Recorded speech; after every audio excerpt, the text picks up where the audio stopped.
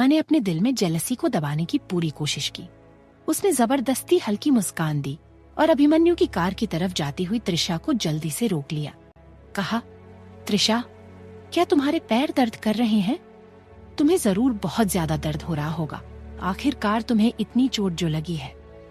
त्रिशा ने गुस्से से रीमा की तरफ देखते हुए कहा, दिखावा करना बंद करो। मुझे तुम्हारी चिंता की कोई जरूरत नहीं है। तुम बस अपनी चिंता करो, उतना ही काफी होगा मेरे लिए।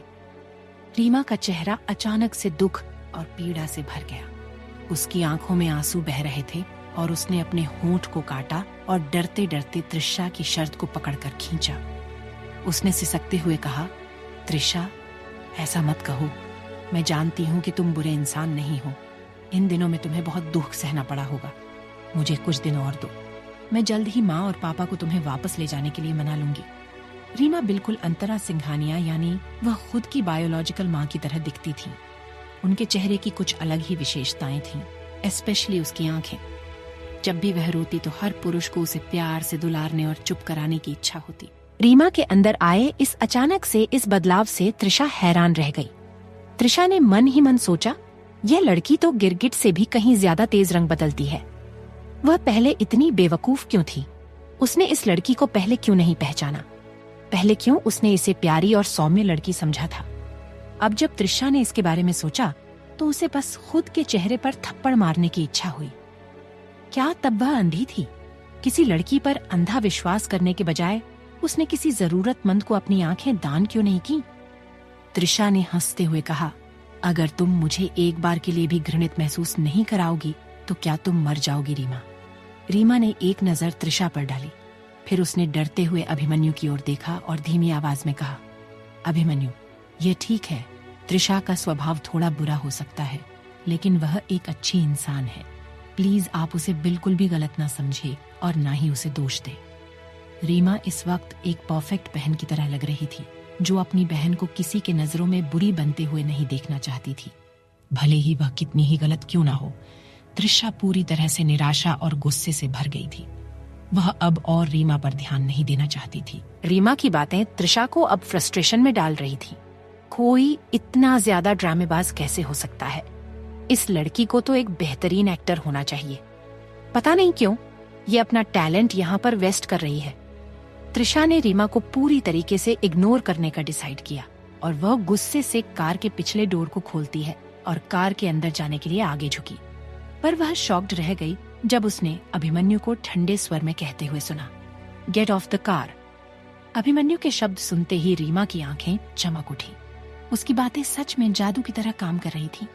आखिरकार उसने इतना अच्छा नाटक किया था, अभिमन्यु को उस पर तो यकीन करना ही था। रीमा कुछ कहने ही वाली थी कि एक पतला हाथ रेशमी रुमाल के साथ विंडो से बाहर निकला। अभिमन्यु की पतली उंगलियां बहुत ही सुंदर लग रही थी और इसके नेल्स अच्छी तरह से काटे गए थे। यह परफेक्ट आर्ट का एक नमूना जैसा लग रहा था। त्रिशा थोड़ा चकित थी। अभिमन्यु के हाथ लड़कियों से भी कहीं ज्यादा सुंदर और अट्रैक्टिव थे। अभिमन्यु ने त्रिशा की तरफ देखते हुए कहा, दरवाजे के हैंडल को साफ करो। त्रिशा स्तब्ध रह गई। हाँ, अभिमन्यु ने कहा, यह गंदा हो चुका है, इसे साफ करो। रीमा का चेहरा अपमान से भर गया। उसने अपनी मुट्ठियां कसकर भींच ली। उसके नाखून उसकी स्किन में गड़ रहे थे, पर उसे तो अब कोई दर्द महसूस ही नहीं हो रहा था। क्या अभिमन्यु इनडायरेक्टली उसे गंदा कह रहा है कि उसके छूने मात्र से उसकी कार गंदी हो चुकी है?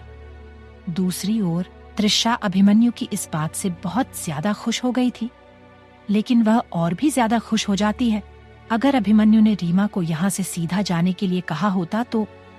रीमा अभी तक अभिमन्यु के शब्दों से बुरी तरह से शॉक्ड थी। उसे लगा कि शायद अभिमन्यु को कुछ कंफ्यूजन हो गया है। अभिमन्यु को शायद नहीं पता होगा कि वह कितनी सुंदर और समझदार लड़की है। रीमा ने जल्दी से अपने चेहरे के एक्सप्रेशन को चेंज किया। वह अब बहुत ही लाचार नजर आ रही थी। रीमा ने चिंतित नजरों से त्रिशा का हाथ खींचा और विनती की, त्रिशा, मेरे साथ घर आओ। हम एक साथ माँ और पापा से इस बारे में बात करेंगे। वे बस आपसे निराश हैं, लेकिन वे अब भी आपसे बहुत प्यार करते हैं। त्रिशा को अभी रीमा के इस नाटक से चिढ़ होने लगी थी। उसने रीमा का हाथ झटक दिया और बोली, दूर रहो। क्या तुम्हारा अभी तक ड्रामा खत्म नहीं हुआ है? त्रिशा अब किसी चीज की परवाह नहीं कर रही थी। इसके अलावा अभिमन्यु के सामने कोई भी इमोशनल ड्रामा करना बिल्कुल ही बेकार था। अभिमन्यु की चील जैसी आंखें किसी इंसान के दिल के अंदर तक आसानी से देख सकती थी। यह बेवकूफ रीमा क्या सोच रही है? अभिमन्यु रायजादा कौन है? क्या वह कोई ऐसा इंसान है जो इसकी फालतू की ट्रिक में फंस जाएगा? बिजनेस वर्ल्ड का टाइकून क्या वह ऐसे ही बन गया है? अभिमन्यु एक चालाक लोमड़ी है। उसने इससे भी कहीं ज्यादा खतरनाक और भयानक ट्रिक को अपने अपोनेंट के साथ प्ले किया होगा। रीमा की ऐसी फालतू की ट्रिक को वह सूंघ कर बता सकता है, पर अगर वह कुछ नहीं बोल रहा है, इसका मतलब वह रीमा पर कोई अटेंशन देना ही नहीं चाहता है। और इतनी छोटी सी बात इस बेवकूफ रीमा को समझ में नहीं आ रही थी। रीमा ने असहाय होकर त्रिशा के हाथ को पकड़ लिए। वह कुछ कहना चाह रही थी, पर वह थोड़ा झिझक रही थी। उसने अपने होंठ काटे और अभिमन्यु की ओर पोलाइटली देखा। अभिमन्यु, क्या आप त्रिशा को समझाने में मेरी मदद कर सकते हैं? मैं वास्तव में इसके बारे में सोचकर चिंतित हूँ। यह जानकर कि त्रिशा इस वक्त अकेली है।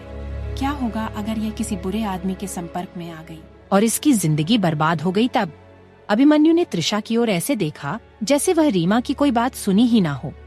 अगर तुमने हैंडल की सफाई पूरी कर ली है तो अंदर बैठो। क्या तुम्हें अपनी आंखों में तेज धूप के कारण जलन महसूस नहीं हो रही?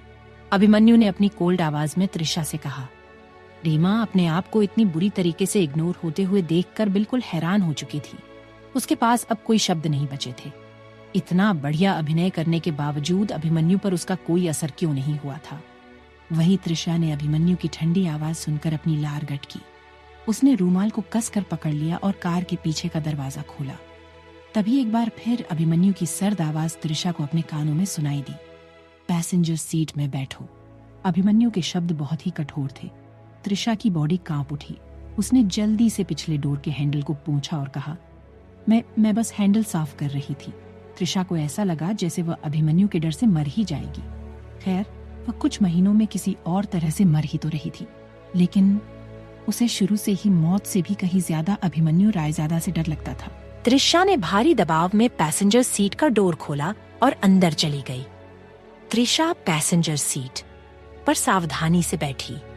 उसने अपना साहस जुटाया और अभिमन्यु की ओर देखने के लिए अपनी निगाहें थोड़ी ऊपर उठाईं, लेकिन तुरंत अभिमन्यु की कोल्ड आंखों को अपने ऊपर देखकर अपनी सांसें रोक लीं। आह, इस आदमी की आंखें हमेशा इतनी डरावनी क्यों लगती हैं? जब भी त्रिशा अभिमन्यु को देखती है तो हमेशा सोचती है कि यह इंसान सच में इतना कठोर क्यों है। त्रिशा को कभी भी अभिमन्यु इंसानों की तरह लगा ही नहीं। वह तो हमेशा उसे एक क्रूअल डेविल की तरह ही देखती थी। त्रिशा को आज तक समझ नहीं आया कि लोग इसकी इतनी पूजा क्यों करते थे, जैसे कि यह कोई भगवान हो।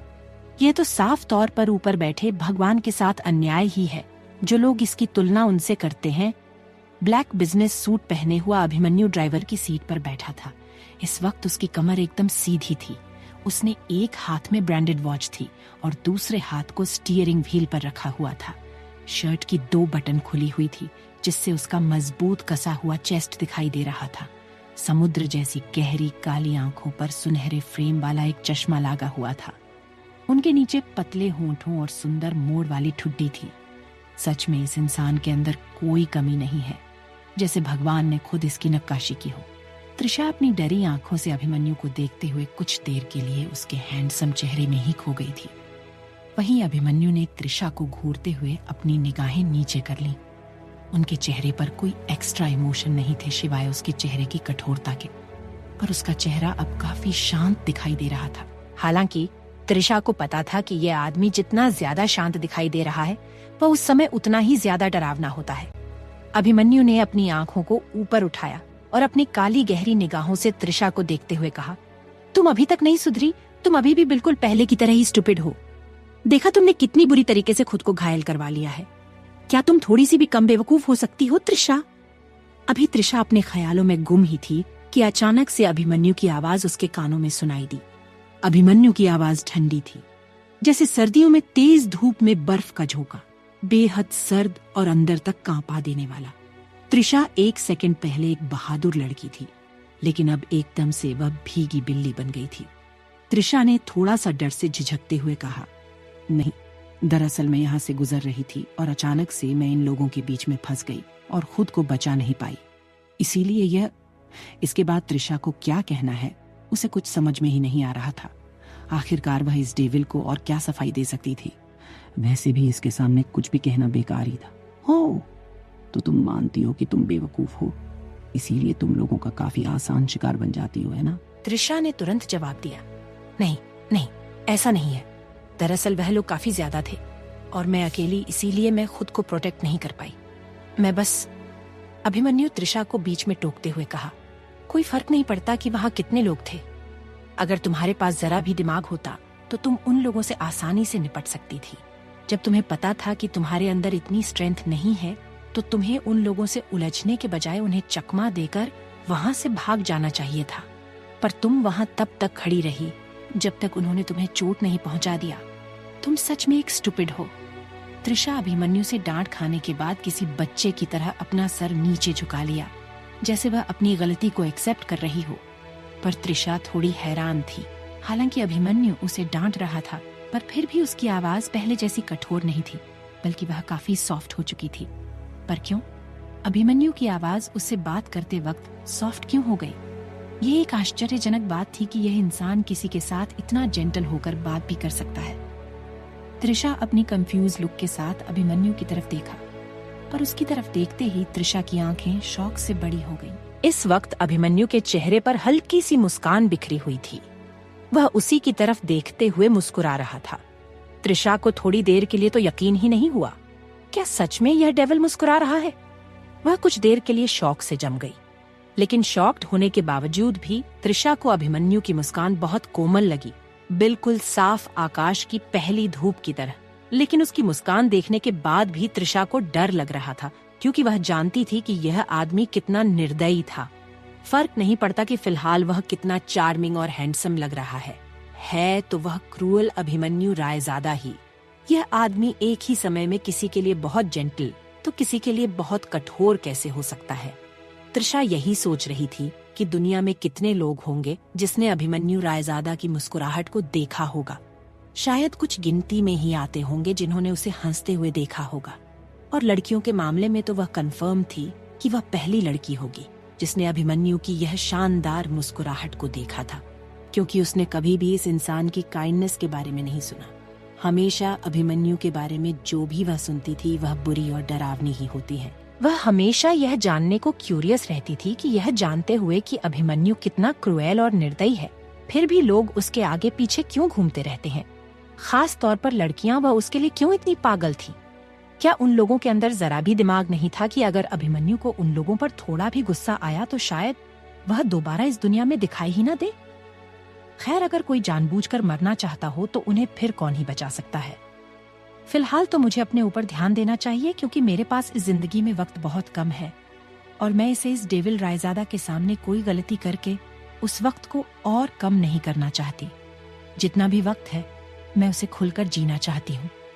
त्रिशा अभिमन्यु की तरफ देखते हुए इतना खो गई थी कि उसे अभिमन्यु की आवाज भी सुनाई नहीं दी। पर उसे झटका तब लगा जब अभिमन्यु अचानक से उसके ऊपर झुका और उसके काफी करीब आकर अपनी गहरी आवाज में बोला, तुम इतने ध्यान से क्या देख रही हो? क्या तुम मुझे घूर रही हो? त्रिशा अचानक से अपने पास से अभिमन्यु की इतनी गहरी आवाज सुनकर बुरी तरीके से डर गई और वह डर के मारे अपनी जगह पर उछल पड़ी। उसका सुंदर चेहरा भूत की तरह सफेद हो गया और उसकी गोल गोल काली आंखें शौक से बड़ी हो गई थी। त्रिशा अपनी जगह से थोड़ा खिसकी और कार की डोर के शीशे से चिपक गई। त्रिशा तुरंत अपनी नजरों को अभिमन्यु से हटाकर इधर उधर देखने लगती है। उसकी हिम्मत नहीं हो रही थी कि वह अभिमन्यु की आंखों में देख सके। वह अभिमन्यु को घूरते हुए पकड़ी गई थी। त्रिशा का खुद को इस वक्त मारने का मन कर रहा था। बेवकूफ लड़की, तुम्हें जरूरत क्या थी इस डेविल की तरफ देखने की भी? और देखा तो देखा, पर इस तरह देखा कि उसमें पूरी तरीके से खो गई, जिससे तुम्हें इस डेविल की आवाज तक सुनाई नहीं दी। त्रिशा, तुम इतनी इडियट कैसे हो सकती हो? कैसे? आज तुम्हें यह डेविल रायजादा नहीं छोड़ने वाला। यह सोचते हुए डर से त्रिशा के हाथों की मुट्ठियां अपने कपड़ों पर कस गई थी। उसके माथे से ठंडा पसीना निकलने लगा था। डर और घबराहट की मिले जुले भाव से तुरंत अभिमन्यु को एक्सप्लेन करते हुए कहा, आपके चेहरे पर कुछ लगा हुआ था, मैं बस उसे ही देख रही थी। मैं आपको नहीं देख रही थी। सच में मैं तो बस उसी चीज को देख रही थी जो आपके चेहरे पर बैठा हुआ था। शायद वह मक्खी थी। हाँ, वह मक्खी ही थी जो आपके चेहरे पर बैठी हुई थी और अब उड़ गई है। अब परेशान होने की जरूरत नहीं है। त्रिशा झूठ बोलते हुए अपने सर को नीचे झुका लेती है। अभिमन्यु से झूठ बोलते हुए वह इस वक्त डर से कांप रही थी। हालांकि उसे पता था कि अभिमन्यु शायद ही उसकी बातों पर यकीन करेगा, पर इस वक्त उसके दिमाग में जो भी आया उसने बस बोल दिया। त्रिशा की ऐसी हालत देखकर अभिमन्यु के होंठ तुरंत इंटरेस्ट से मुड़ गए और वह त्रिशा के थोड़ा और करीब आते हुए बोला, नहीं, तुम झूठ बोल रही हो। मैंने तुम्हें साफ तौर पर मुझे घूरते हुए ही देखा था। बताओ, तुम मेरे चेहरे को क्यों घूर रही थी? तुम्हारा दिमाग में मेरे लिए क्या चल रहा था? हाँ। अभिमन्यु को और पास आते देखकर त्रिशा की सांस अटक गई थी। वह अपनी भारी सांसों को संभालते हुए और पीछे होने की कोशिश करती है, पर अफसोस वह पहले से ही कार के शीशे से चिपकी हुई थी, इसलिए अब और पीछे नहीं जा सकती थी। त्रिशा जल्दी से हकलाते हुए कहा, मैं झूठ नहीं बोल रही। मैंने सच में आपके चेहरे पर एक मक्खी को देखा था। मैं इसके आगे त्रिशा कुछ बोल ही नहीं पा रही थी। घबराहट से उसका दिल काफी जोर जोर से धड़क रहा था, जिसकी आवाज अभिमन्यु तक को सुनाई दे रही थी। त्रिशा को देखते हुए अभिमन्यु की आंखें किसी सातिर लोमड़ी की तरह चमक उठी थी, जैसे उसके सामने उसका सबसे पसंदीदा शिकार बैठा हो और वह बस अपने शिकार को अपने जबड़े में दबोचने ही वाला हो। अभिमन्यु ने अपना सर झुकाया और त्रिशा से कुछ कहने ही वाला था कि अचानक से उसे अपने कानों में एक चुभती हुई सी आवाज सुनाई दी। अभिमन्यु, ध्यान से, इस तरह लापरवाह होकर त्रिशा पर दबाव मत डालो। उसे चोट लगी है, प्लीज उसे इस तरह मत परेशान कीजिए, उसे और ज्यादा चोट लग जाएगी। सुनने में यह आवाज काफी प्यारी और चिंता से भरी हुई लग रही थी, लेकिन अभिमन्यु को यह आवाज बिल्कुल भी प्यारी नहीं लगी, क्योंकि इस आवाज ने अभिमन्यु के सबसे फेवरेट काम में दखल डाल दिया था। दरअसल यह चुभती हुई सी आवाज रीमा की थी। रीमा, जो काफी देर से कार के बाहर खड़ी थी, वह कार के विजिबल विंडो से अंदर के नजारे को साफ देख पा रही थी। हालांकि वह अंदर की आवाज को सुन तो नहीं पा रही थी, लेकिन उसने अभिमन्यु को त्रिशा के काफी करीब देखा और वह जिस एंगल से देख रही थी, उस एंगल से उसे लगा जैसे अभिमन्यु त्रिशा को बस अब किस करने ही वाला हो। रीमा ने जब अभिमन्यु को इस तरह से त्रिशा के इतने करीब देखा और उसे लगभग त्रिशा को किस करते हुए देखा, तो उसका चेहरा जेलसी और गुस्से से काला पड़ गया था। वह अभिमन्यु को त्रिशा को किस करते हुए देखना कैसे बर्दाश्त कर सकती थी? ये बिच त्रिशा इतनी ज्यादा लकी लड़की कैसे हो सकती थी? वह अभिमन्यु रायजादा जो कभी लड़कियों के पास भी नहीं गया, न ही अपने आसपास किसी लड़की को भटकने दिया, उस पत्थर दिल अभिमन्यु रायजादा को यह बिच त्रिशा कैसे सेड्यूस करने में कामयाब हो गई? कैसे कुछ ही मिनट में त्रिशा ने अभिमन्यु को इस तरह से काबू कर लिया कि वह अब उसे किस करने वाला है? जिस अभिमन्यु रायजादा के बारे में आज तक किसी ने कोई लव अफेयर स्कैंडल तक नहीं सुना, उस अभिमन्यु को इस दुष्ट त्रिशा ने कैसे फंसाया? गुस्से के कारण रीमा के फेफड़ों तक में जलन होने लगी थी। उसे लगा वह किसी भी वक्त गुस्से से फट जाएगी। रीमा ने अपनी पूरी ताकत लगाकर जोर से चिल्लाया ताकि उसकी आवाज अभिमन्यु और त्रिशा के कानों तक आसानी से पहुंच जाए, और हुआ भी ऐसा। अभिमन्यु के कानों तक रीमा की चुभती हुई आवाज पहुंच चुकी थी। अभिमन्यु के चेहरे पर अभी जो एक छोटी सी स्माइल थी, वह तुरंत गायब हो गई और उसका चेहरा गुस्से से कठोर हो गया था। उसने अपनी ठंडी निगाहों को ऊपर उठाया और रीमा की तरफ देखा और अपने गुस्से भरी आवाज में पूछा, तुम कौन हो और बेवजह यहाँ खड़े होकर चिल्ला क्यों रही हो? रीमा अभिमन्यु के शब्द सुनते ही लगभग लड़खड़ा गई। उसे लगा कि वह अभी शौक से गिर जाएगी। अभिमन्यु ने अभी अभी उससे क्या पूछा कि वह कौन है? क्या अभी कुछ देर पहले ही हम दोनों के बीच बात नहीं हुई थी? फिर अभिमन्यु ऐसे क्यों बिहेव कर रहा है जैसे कि उसने मुझे कभी देखा ही ना हो? क्या मैं उसके नजरों में इतना भी मायने नहीं रखती कि वह मुझे याद रख सके? इसके अलावा अभी हाल ही में तो सिंघानिया परिवार ने मुझे अपनी बेटी के तौर पर पूरे दिल्ली शहर को इंट्रोड्यूस करवाया था। फिर अभिमन्यु उसे पहचानने से इनकार कैसे कर सकता है? रीमा इस वक्त इतने गुस्से में थी कि वह खुद को कांपने से रोक नहीं पाई, लेकिन वह अपने गुस्से को अभिमन्यु के सामने जाहिर नहीं कर सकती थी। रीमा ने गुस्से से गहरी सांस ली और अपने गुस्से को अपने मन में ही दबाने की कोशिश की। रीमा ने अपने आप को थोड़ा नॉर्मल किया और फिर खुद को अभिमन्यु से इंट्रोड्यूस कराते हुए कहती है, अभिमन्यु, मैं रीमा, सिंघानिया परिवार की असली बेटी हूँ। अभी कुछ दिन पहले ही तो सिंघानिया परिवार ने मुझे सबके सामने इंट्रोड्यूस करवाया है। और अभी थोड़ी देर पहले ही तो हम एक दूसरे से बात कर रहे थे जब तुमने मेरी कार को डैमेज किया था। क्या तुम भूल गए? अभिमन्यु ने अपनी उड़ती हुई नजरों से रीमा की कार की तरफ देखा और फिर वापस रीमा की तरह देखते हुए कहा, तो क्या सिंघानिया परिवार की बेटी अब मुझे अपनी कार डैमेज्ड के लिए कॉम्पेंसेशन मांगने की कोशिश कर रही है? क्या सिंघानिया परिवार के पास अब इतने पैसे भी नहीं है कि वह अपने डैमेज्ड कार के कुछ पार्ट्स को भी रिपेयर करवा सके? रीमा स्तब्ध थी। उसने तो कॉम्पेंसेशन के बारे में सोचा भी नहीं था, वह तो बस उसे और त्रिशा को दूर कर रही थी। पर यहाँ तो अभिमन्यु ने उसे गलत समझ लिया था। रीमा हड़बड़ाते हुए अभिमन्यु से बोली, नहीं नहीं, ऐसा बिल्कुल नहीं है, आप मुझे गलत समझ रहे हैं। मैं तो इसके आगे वह बोल पाती से उससे पहले अभिमन्यु एक बार फिर गुस्से से रीमा की तरह देखा और कार की तरफ इशारा करते हुए कहा, तुम्हारी डैमेज्ड कार का कॉम्पेंसेशन तुम्हारे घर तक पहुंचा दिया जाएगा। रीमा जल्दी से बोली, नहीं अभिमन्यु, इसकी कोई जरूरत नहीं है। अभिमन्यु उसकी बात को पूरा होने से पहले ही उसे टोकते हुए कहा, कॉल मी मिस्टर रायजादा। मुझे यह बिल्कुल पसंद नहीं कि कोई भी अजनबी मुझे मेरे नाम से पुकारे, तो इस बात का आगे से ध्यान रखना। अभिमन्यु के शब्द बहुत कठोर थे। रीमा को अभिमन्यु के शब्दों से जोर का धक्का लगा और वह सबकॉन्शियस रूप से कुछ कदम पीछे हो गई। उसका पूरा शरीर गुस्से और अपमान से भर गया था। आज से पहले कभी किसी ने उसका इस तरह से अपमान नहीं किया था, खास तौर से जब वह सिंघानिया परिवार की बेटी बनी थी। तब से उसे सब अपनी पलकों पर बिठा कर रखते थे। पर अभिमन्यु ने उसे न केवल पहचानने से इनकार कर दिया था, बल्कि वह तो उससे खुद का नाम लेने से भी मना कर दिया था। रीमा को अभी भी याद था कि त्रिशा पहले कई बार अभिमन्यु को उसके नाम से बुला चुकी थी, पर तब तो अभिमन्यु ने कभी उसे नहीं रोका खुद का नाम लेने से। फिर उसे ही क्यों? अभिमन्यु ने सिर्फ उसे ही क्यों मना किया? क्या अभिमन्यु की नजरों में वह इतनी बेकार इंसान थी कि वह उसे अपना नाम भी लेने नहीं दे रहा था?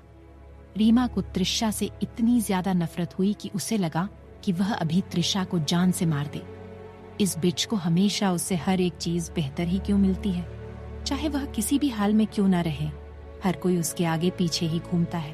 पहले जब वह सिंघानिया परिवार की बेटी थी तब भी लोग उसकी सराहना करते थे, और आज जब वह सिंघानिया परिवार की बेटी नहीं है तब भी इस दुष्ट त्रिशा को उससे कहीं ज्यादा अहमियत मिल रही थी। रीमा ने इतनी कस के अपनी मुट्ठियां बनाई थीं कि उसके नुकीले नाखून उसके कोमल हाथों पर धंस चुके थे और वहां से खून भी निकलने लगा था। पर रीमा को खुद के दर्द की कोई परवाह नहीं हुई। वह तो त्रिशा को अपनी जानलेवा नजरों से घूरने में बिजी थी।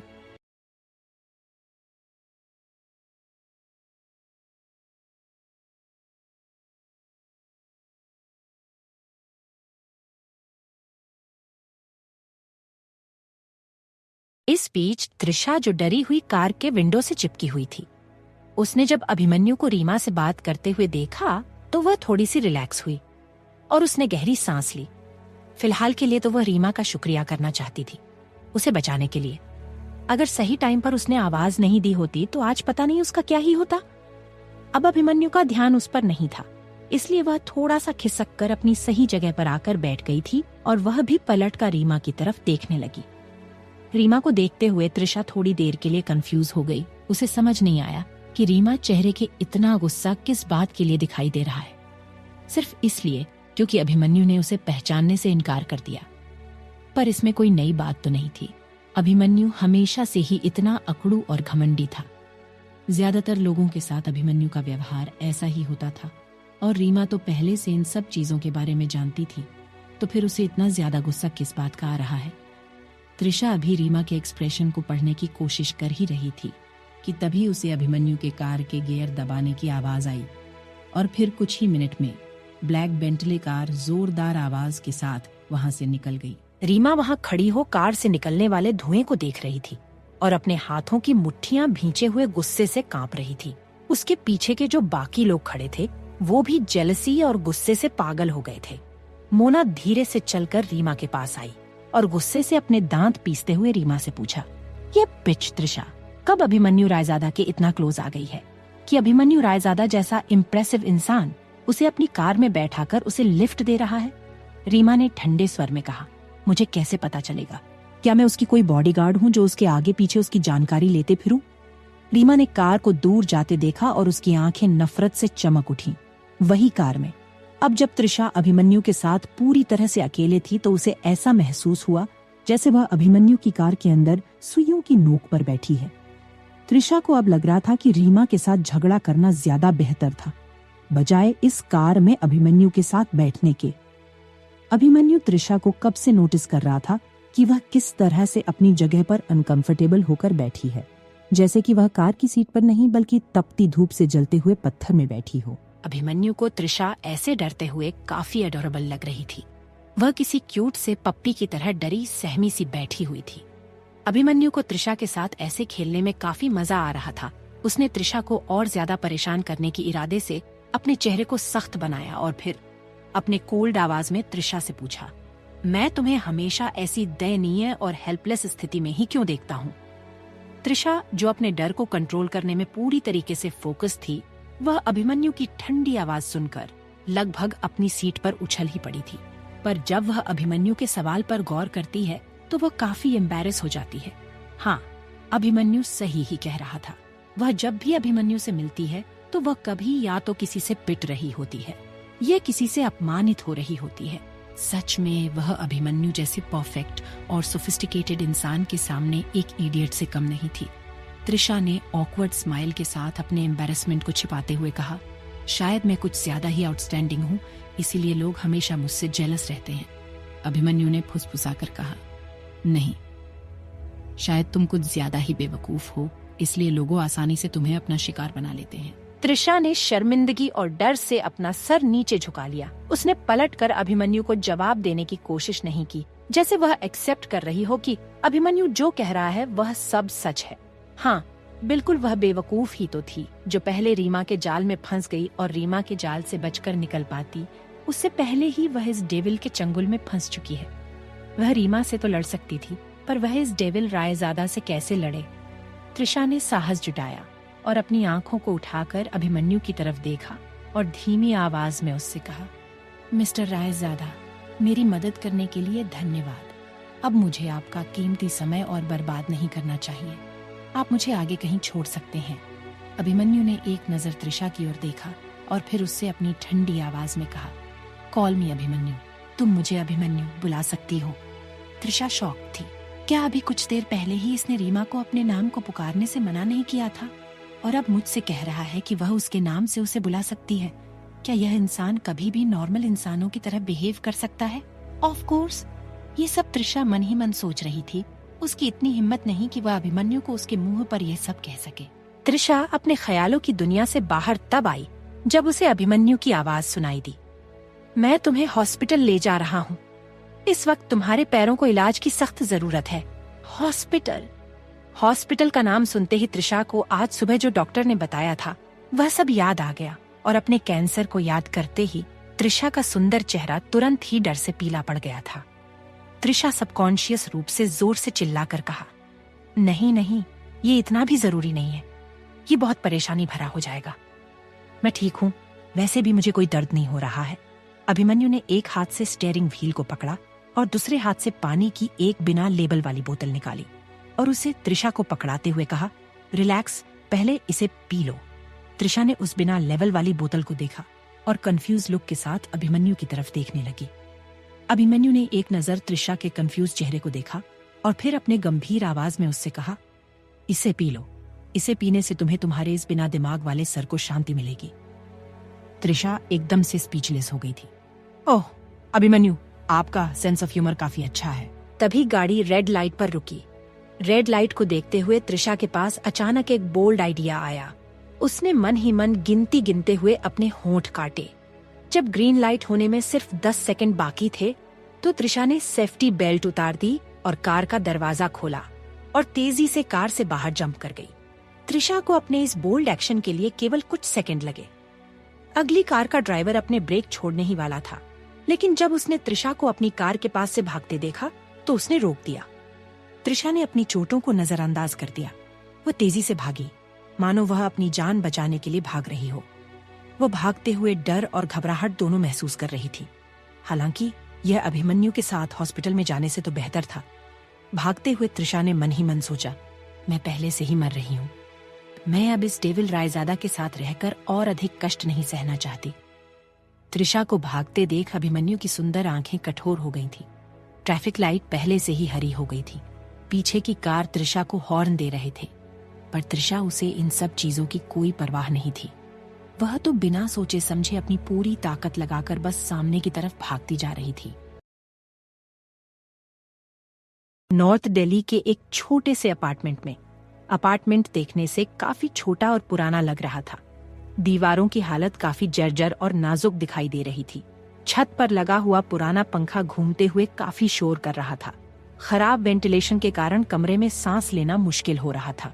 उसी अपार्टमेंट के रोलिंग कुर्सी पर करीब 20 से 21 साल की लड़की बैठी हुई भी थी। उसने ब्लैक स्लिंग ड्रेस पहनी हुई थी। उसकी त्वचा बर्फ की तरह गोरी थी और उसके बाल लंबे और घुंघराले थे। उसके होंठ डूबते सूरज की लालिमा की तरह लाल थे।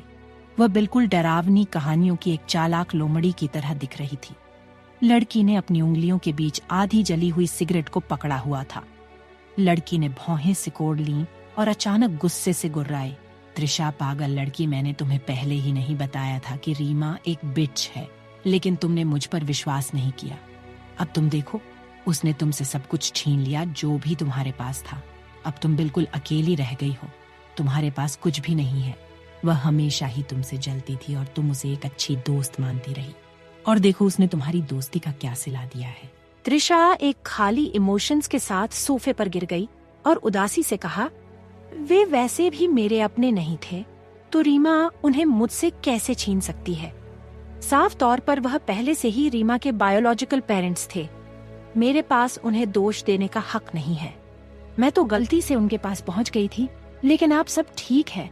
जिसकी जो जगह थी वो वहां पहुंच चुका है और मेरी जगह यही थी, इसलिए मैं यहाँ आ गई। त्रिशा के शब्दों में दुख और दर्द दोनों झलक रहा था, जो कि वाणी काफी अच्छे से महसूस कर पा रही थी। वाणी ने त्रिशा को डांटते हुए कहा, बेवकूफ लड़की, तुम्हें अभी भी दिखाई नहीं दे रहा है कि किसके साथ गलत हुआ है? वह तुम हो जिसके साथ गलत हुआ है। हाँ, यह सही है कि तुम सिंघानिया परिवार की असली बेटी नहीं हो, पर फिर भी तुमने 20 साल उस घर में गुजारे थे। ऐसे कैसे? वह तुम्हें इतनी बुरी तरीके से अपमानित करके घर से बाहर निकाल सकते हैं। त्रिशा वाणी की तरफ हल्की मुस्कुराहट के साथ देखा और कहा, अच्छा ठीक है वाणी, अब तो मुझे डांटना बंद करो। देखो मुझे दर्द हो रहा है, क्या तुम मेरे चोट पर दवा भी नहीं लगाओगी? वाणी गुस्से से त्रिशा पर भड़कते हुए कहा, यह भी तुम्हारी ही गलती है। क्या जरूरत थी तुम्हें? सिंघानिया विला के आसपास भी भटकने की ओर गई तो गई वहां, फिर उस दुष्ट रीमा से इतना ज्यादा चोट खाकर भी आ गई। त्रिशा बताओ, मैं तुम्हारा क्या करूं? तुम इतनी पागल कैसे हो सकती हो? वाणी ने त्रिशा के जख्मों से बहने वाले खून को देखा। उसके पैरों से बहने वाला वह चटक लाल रंग वाणी की आंखों में चुभ रहा था। वाणी ने गुस्से भरी नजर से त्रिशा को देखा और फिर अपने हाथों में ली हुई सिगरेट को नीचे गिराकर अपने पैरों से मसल कर बुझा दिया और कुछ कदम बढ़ाकर पास के ही एक ड्रॉर से फर्स्ट एड बॉक्स निकाला और फिर लौटकर त्रिशा के पैरों के पास बैठ गई। वाणी की आंखों में अभी भी त्रिशा के लिए गुस्सा था, लेकिन फिर भी वह खुद को त्रिशा की चिंता करने से रोक नहीं पाई। सिंघानिया परिवार से बाहर निकाले जाने के बाद त्रिशा की इकलौती दोस्त वाणी ने उसे अपने पास बुला लिया और जबरदस्ती उसे अपने पास रख लिया। दोनों की मुलाकात हाई स्कूल में हुई थी। हालांकि जब दोनों की पहली बार स्कूल में मिले थे तो वह दोनों ही एक दूसरे की आंखों में खटकने लगे थे। शुरुआत में दोनों के बीच कुछ बुक्स को लेकर आपस में झगड़ा हुआ था, लेकिन समय के साथ दोनों एक दूसरे के अच्छे दोस्त बन गए। अच्छे दोस्त होने के बावजूद दोनों के बीच में जमीन आसमान का फर्क है। जहाँ त्रिशा काफी शांत और समझदारी से काम लेने वाली लड़की है, वही वाणी उसे फर्क नहीं पड़ता कि उसके सामने कौन है। अगर किसी ने उसके साथ गलत करने या उसे परेशान करने की कोशिश की तो वह उसे सबक सिखाने का कोई मौका नहीं छोड़ती। पर दोनों की दोस्ती बहुत मजबूत है। त्रिशा को अपने सबसे कठिन समय में जब किसी की जरूरत महसूस होती तो हमेशा वाणी बिना सवाल के उसके पास खड़ी मिलती। वाणी हमेशा त्रिशा की मदद करने के लिए तैयार खड़ी मिलती, चाहे त्रिशा के लिए झगड़ा करना हो या फिर उसे सहारा देना, वह हर तरह से उसके साथ थी। पर फिलहाल वाणी उस पर अभी बहुत गुस्सा थी, क्योंकि त्रिशा ने पहले उसकी बात नहीं सुनी थी। और उसने रीमा पर विश्वास किया। शायद अगर त्रिशा उसकी बात पहले मान लेती तो आज वह इस हालत में नहीं होती। वाणी ने त्रिशा के घाव को साफ करते हुए उसकी तरफ देखा और गुस्से से अपने दांतों को भींचते हुए आगे कहा, अब इस तरह की शक्ल मत बनाओ, मुझे तुम्हारी इस दयनीय शक्ल को देखकर गुस्सा आता है। चले जाओ, मैं तुम्हें देखकर ही परेशान हो गई हूँ। वाणी ने त्रिशा के पैरों पर बैंडेज बांधते हुए उठ गई और फर्स्ट एड बॉक्स को टेबल पर रखकर वहीं सोफे पर बैठ गई। वाणी ऊपर ऊपर से तो त्रिशा को डांट रही थी, पर अंदर ही अंदर उसका भी दिल दुख रहा था, खास तौर से अब जब उसने त्रिशा की रिपोर्ट देख ली है और उसे पता चल चुका है कि उसे कैंसर है। वह अपने गुस्से और दुख को छुपा नहीं पा रही थी। वाणी को समझ नहीं आ रहा है कि वह रीमा पर गुस्सा करे या फिर इस बेवकूफ त्रिशा पर, जिसने रीमा जैसी लड़की पर विश्वास किया और आज जब वह मरने के कगार पर पहुंच चुकी है तो उसके पास कोई नहीं है। वह अकेली है, बिल्कुल अकेली। वाणी ने अचानक त्रिशा को डांटना बंद कर दिया। उसकी आंखें थोड़ी सी लाल हो गईं। वाणी को जब लगा कि उसके आंख से आंसू निकलने वाले हैं तो उसने अपने आंसू रोकने के लिए अपने होंठ भींच लिए और त्रिशा की तरफ देखते हुए उदास स्वर में कहा, देख लेना त्रिशा, अगर तुम मर गई तो मैं तुम्हारे लिए एक आंसू भी नहीं बहाऊंगी। त्रिशा ने जब वाणी के चेहरे के एक्सप्रेशन देखे तो अचानक की उसके चेहरे पर छोटी सी स्माइल आ गई। वाणी के इतनी कोशिश करने के बावजूद उसकी आंखें लाल हो गई थी और चेहरा उदासी से घिरा हुआ दिखाई दे रहा था। त्रिशा ने अपने पैरों को सावधानी से उठाया और उसे सोफे पर रखते हुए हल्की सी मुस्कुराहट के साथ वाणी की तरफ देखा और उससे कहा, मैं केवल तुमसे इतना ही उम्मीद करती हूँ कि जब मैं मर जाऊं तो केवल तुम ही अपने हाथों से मुझे मुखाग्नि दो। वाणी अब अपने आप को और नहीं रोक पाई और आखिरकार उसकी आंख से आंसू बह निकले। वाणी में रोते हुए त्रिशा को डांटा, बेवकूफ लड़की, जब तुमसे ठीक से बात करती नहीं आती है तो तुम अपनी जुबान बंद क्यों नहीं रखती हो?